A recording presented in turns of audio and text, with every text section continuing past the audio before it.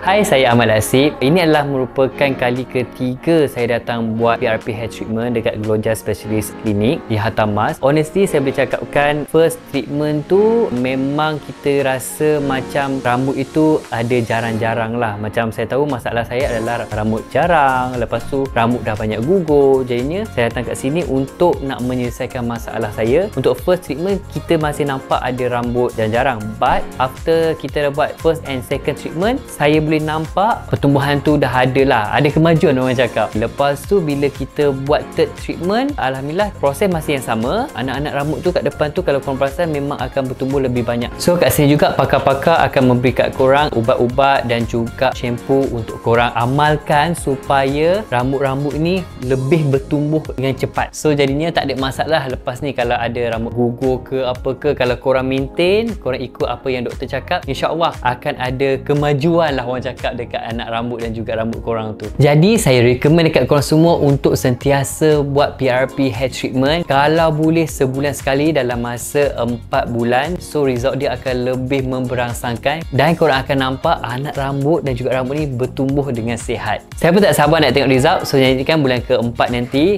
macam mana perubahan rambut saya ni. Nantikan video seterusnya. Okay, bye bye.